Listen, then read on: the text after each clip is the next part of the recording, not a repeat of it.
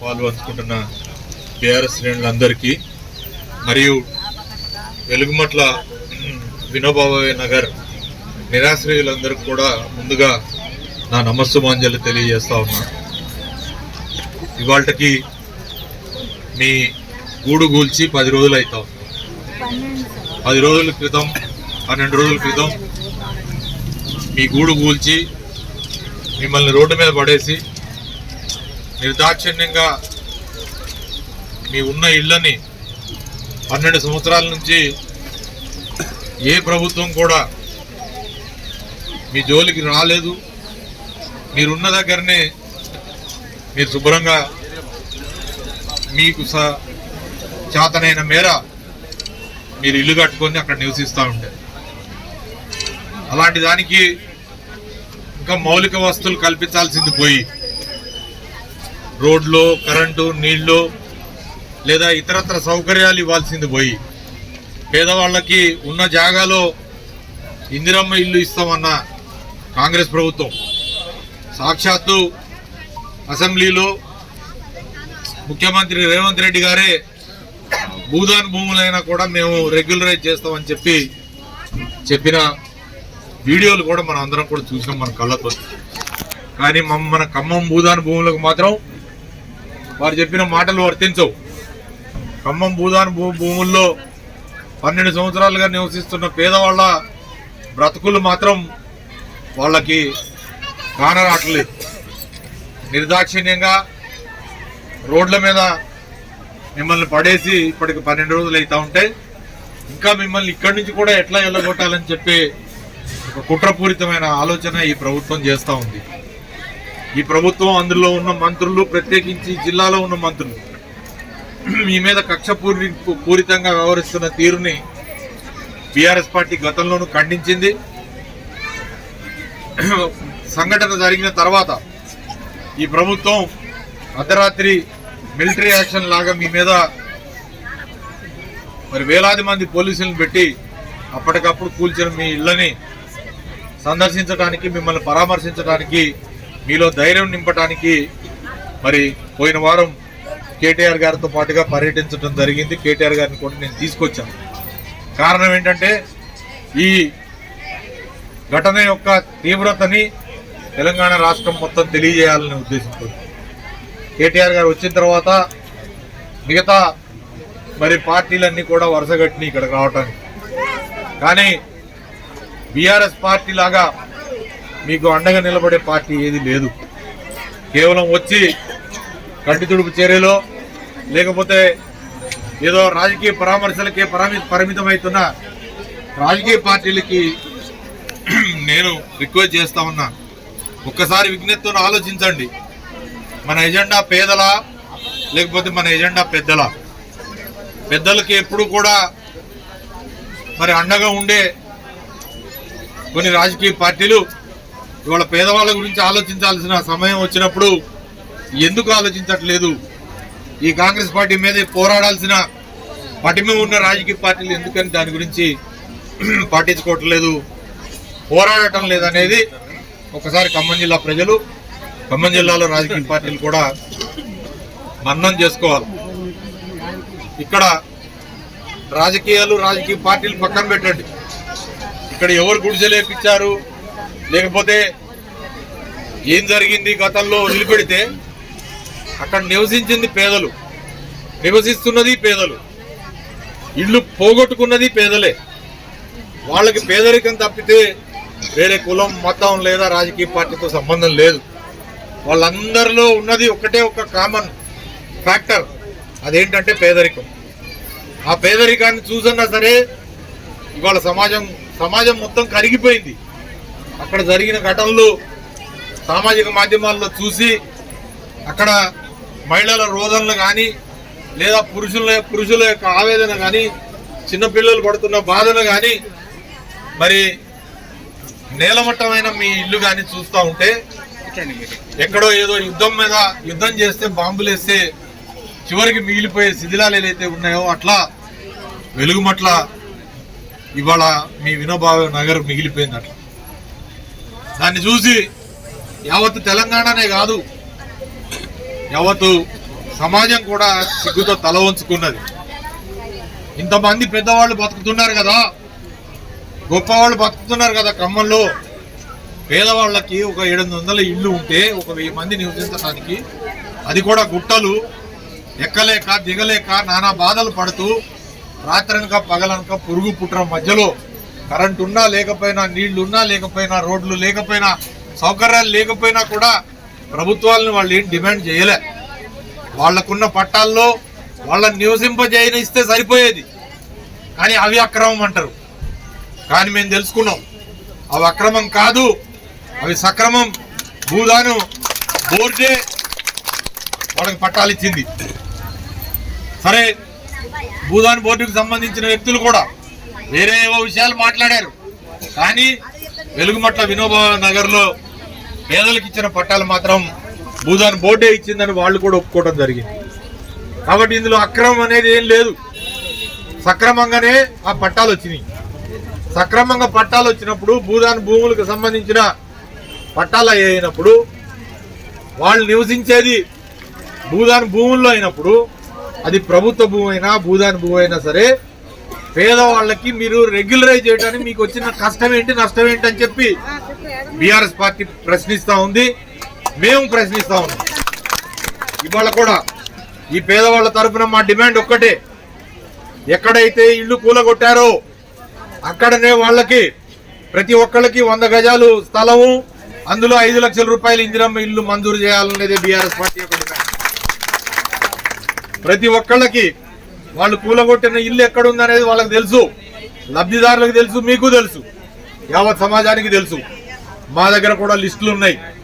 మేము అన్ని రకాల పోరాటాలు చేస్తాం, న్యాయ పోరాటం చేస్తున్నాం మీ తరఫున. మరి తొందరలోనే కోర్టు మెట్లెక్కుతాం. మీ తరఫున పోరాడే మిగతా వ్యక్తులు, శక్తులు, పార్టీలు ఏవైనా సరే వాళ్ళతో కలిసి నడుస్తామని చెప్పి కేటీఆర్ గారు చెప్పడం జరిగింది. మీరు నిర్భయంగా ఉండండి, ఐకమత్యంగా ఉండగానే ఆ రోజుని కేటీఆర్ గారు చెప్పారు. మీరు కూడా ఆ రకంగానే ఉన్నారు. నేను ఇవాళ వస్తున్నానని, ఇవాళ మళ్ళీ మిమ్మల్ని కలుస్తానని, ఇవాళ మెడికల్ క్యాంప్ పెడుతున్నామని ఇక్కడ, లేదా మిమ్మల్ని నేను ఇవాళ కలవటానికి వస్తున్నానని నిన్న రాత్రి ఆదరా మళ్ళీ మిమ్మల్ని లేపాలన్న ప్రయత్నం జరిగింది. కానీ అప్రమత్తమైన పార్టీ శ్రేణులు కానీ మీరు అందరూ కలిసి ఐకమత్యంగా ఉన్నారని చెప్పి తెలుసుకొని మళ్ళీ తూక ముడుచుకొని పారిపోయారు వాళ్ళు. నేను ఒకటే మీకు చెప్తా ఉన్నా, మేము అర్ధరాత్రైనా అపరాత్రైనా మీకు అండగా ఉంటాం. పిలిస్తే పలికే పార్టీ బీఆర్ఎస్ పార్టీ మీకు ఎప్పుడు కూడా అండగా ఉంటుంది. ఇవాళ ఇక్కడ మేము చేస్తున్నది ఏదో పెద్ద గొప్ప సేవనో ఇంకోటో అని నేను భావించట్లేదు. ఇది మా బాధ్యత నేను గుర్తు చేసుకుంటా ఉన్నా. ఆ రోజు కేటీఆర్ గారు అన్నారు, మీకు ఎన్నాళ్ళు అవసరం పడితే అన్నాళ్ళు బీఆర్ఎస్ పార్టీ మీకు అండగా ఉంటుందని. అందుకని దాన్ని దృష్టిలో పెట్టుకుని మీ అందరికి కూడా పొద్దున సాయంత్రం 2 పూట్ల భోజన సదుపాయం, అలాగే ప్రతి వారం కూడా మీకు మెడికల్ క్యాంప్ ఉంటుందని చెప్పి కూడా ఈ సందర్భంగా నేను తెలియజేస్తాం. మీరు ఎన్నాళ్ళు ఇక్కడ ధైర్యంగా పోరాడగలిగితే, ఎన్నాళ్ళు ఇక్కడ మీరు ప్రభుత్వానికి వ్యతిరేకంగా గుండె రాయి చేసుకొని అయినా సరే మా సపోర్ట్ తో కానీ లేదా ఇతర పొలిటికల్ పార్టీ సపోర్ట్ తో కానీ మీరు ఇక్కడ పోరాటం చేయటం ఒక్కటే మార్గం తప్పితే వేరే మార్గాలు లేవు సుమా అని సందర్భంగా నేను తెలియజేస్తా ఉన్నా. దానికోసం మీరందరూ కూడా ఐకమత్యంగా ఉండండి. కొద్ది రోజులు కష్టమైనా కూడా మన అంతిమ లక్ష్యం మళ్ళీ వినోబా నగర్ లో మీరందరూ కూడా పునఃప్రవేశించాలనేదే మనం ఒక ఏకైక లక్ష్యంగా మనం పెట్టుకోవాలని చెప్పి ఈ సందర్భంగా కోరుతా ఉన్నా. అందుకని వెలుగుమట్ల వినోబా నగర్ లో ఎక్కడైతే మీ గుడిసెలు కూల్చివేయబడ్డాయో తిరిగి మళ్ళీ మీకు అక్కడ పట్టాలు ఇచ్చేదాకా, అక్కడే ఇళ్లు నిర్మించేదాకా, లేదా మీకు నష్టపరిహారం ఇచ్చేదాకా ఈ ప్రభుత్వం మీద పోరాటం ఆగదని చెప్పి మళ్ళీ ఒక్కసారి తెలియజేసుకుంటాం. మీ అందరూ ధైర్యంగా ఉండండి. మీ వెనక బీఆర్ఎస్ పార్టీ ఉన్నది, కేటీఆర్ గారు ఉన్నారు, కేసీఆర్ గారు ఉన్నారు. ఒక వారం 10 రోజుల్లోనే అసెంబ్లీ కూడా స్టార్ట్ అవుతుంది. అసెంబ్లీలో కూడా పెద్ద ఎత్తున కేటీఆర్ గారు, హరీష్ రావు గారు ఈ సమస్యలు లేవనెత్తి మీకు న్యాయం చేయడానికి పోరాటం చేస్తామని చెప్పి ఆ రోజు కేటీఆర్ గారు చెప్పారు. ఇవాళ నేను వచ్చేటప్పుడు కూడా అదే విషయం మళ్ళీ చెప్పడం జరిగింది. మిత్రులారా, చివరిగా నేను ఒక మాట చెప్తా ఉన్నా. అభివృద్ధిని హర్షిస్తారు. ఎప్పుడు హర్షిస్తారంటే అభివృద్ధి అది పేదల గూడు చెదరకుండా, పేదల ఇళ్ళు చెదరకుండా, పేదల కళలు చెదరకుండా జరిగే అభివృద్ధి ఏదైతే ఉంటుందో అది సమాజానికి మంచి తప్పితే పెద్దవాళ్ళు ఒక పక్కన పెద్ద పెద్ద బిల్డింగులు కట్టుకొని ఆ పక్కనే ఒక్క గుట్ట మీద ఉన్న పేదవాళ్లే అడ్డం వచ్చారు, వాళ్ళ గుడిసెలే అడ్డం వచ్చినాయి అంటే అది అభివృద్ధి కాదు. అది కేవలం అది మరి ఒక రకమైన మరి పేదవాళ్ల మీద ఉన్న కక్షపూరితమైన మనస్తత్వం ఉన్న రాజకీయ నాయకులు ఈ జిల్లాలో కొన్ని దశాబ్దాలుగా పాతుకుపోయి ఉండటం వల్ల జరుగుతున్న ఈ పరిణామం ఈ సందర్భంగా తెలియజేస్తా ఉన్నా. అర్బన్ పూర్ అంటే పట్టణ పేదలు, ఈ పట్టణ పేదల్ని కూడా అసహించుకునే మనస్తత్వం ఉన్న రాజకీయ నాయకులు ఇవాళ ప్రభుత్వంలో పెద్ద పెద్ద పదవుల్లో ఉన్నారు. వాళ్ళకి ఎప్పుడు కూడా మీరు అర్బన్ నక్సలైట్ల కిందనే కనపడతారు. వాళ్ళు ఎప్పుడైనా పట్టణ పేదల్ని అర్బన్ నక్సలైట్ల కింద చూస్తారు. కానీ పేదవాళ్ళ గూడు కోసం ఎవరైనా ఒకటో అరో సంస్థలు ఏమైనా పనిచేస్తే వాళ్ళని లేదా మమ్మల్ని కూడా మరి తిట్టి లేదా శాపనార్థాలు పెడతా ఉన్నాయి ఆ రాజకీయ పార్టీలు, ప్రస్తుతం కాంగ్రెస్ పార్టీ. కానీ నేను ఒక్కటి మాట గుర్తుపెట్టుకోండి, కాంగ్రెస్ పార్టీ వచ్చింది, అధికారంలోకి వచ్చిందే పేదవాళ్ళకి పెద్ద గొప్ప పనులు చేస్తామని చెప్పి. నువ్వు ఏ పనులు చేసినావు, ఏ పనులు చేయలేదు. వినోబా నగర్లో ఉన్న ఆడవాళ్ళు కానీ మగవాళ్ళు కానీ పెంచుతామని చెప్పిన 2000 పెన్షన్ 4000 చేస్తామన్న దాన్ని చేయలేదని ఏ రోజు రోడ్డు ఎక్కారా? లేదు. తులం బంగారం ఇస్తానన్నావు, ఇవ్వలేదని చెప్పి ఆడపడుచులు రోడ్డు ఎక్కారా? లేదు. వాళ్ళు చదువుకున్న ఆడబిడ్డలకి స్కూటీలు ఇస్తానన్నావు, ఇవ్వలేదని రోడ్డు ఎక్కారా? నీకు ఎగనెస్ట్ గా? లేదు. వాళ్ళకి రైతు బంధు రాలేదనో లేకపోతే రుణమాఫీ కాలేదనో రోడ్డు ఎక్కారా? లేదు. లేదా వాళ్ళ పిల్లలు నిరుద్యోగులు కాబట్టి వాళ్ళకి నువ్వు ఇస్తానన్న 4000 రూపాయలు ఇవ్వలేదని రోడ్డు ఎక్కారా? లేదు. నువ్వు ఇస్తానన్న మహాలక్ష్మి పథకం కింద వినోబా నగర్ లో ఉన్న మహిళలకి నెలకి 2500 రూపాయలు రావట్లేదని వాళ్ళు రోడ్డు ఎక్కారా? లేదే. నువ్వు ఇస్తానన్న ఇందిరమ్మ ఇల్లు వినోబా నగర్ లో ఒక్కటి కూడా ఇవ్వలేకపోయినందుకు వాళ్ళు ఏమన్నా రోడ్డు ఎక్కారా? లేదే.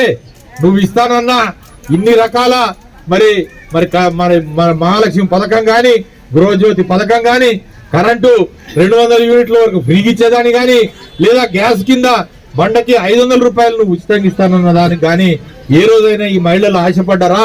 రోడ్డు మీదకి వచ్చిరా? నీకు వ్యతిరేకంగా నిరసన చేసిర్రా? చేయలే.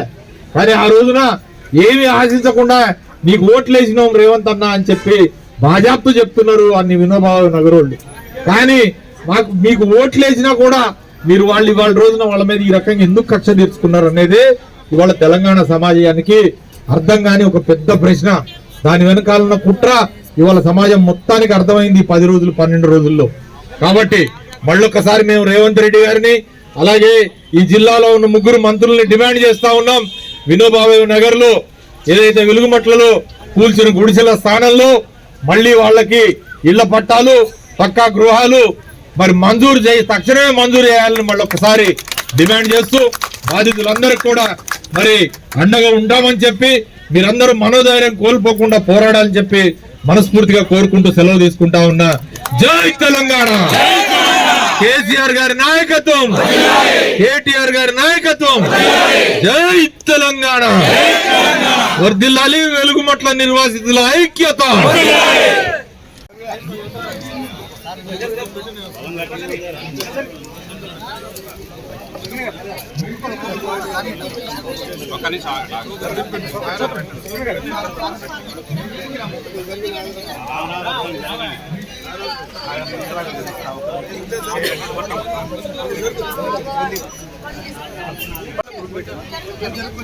ఏమైంది?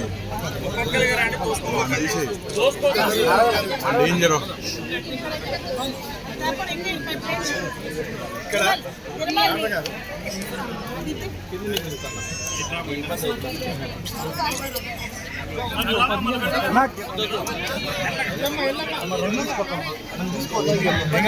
పోనీ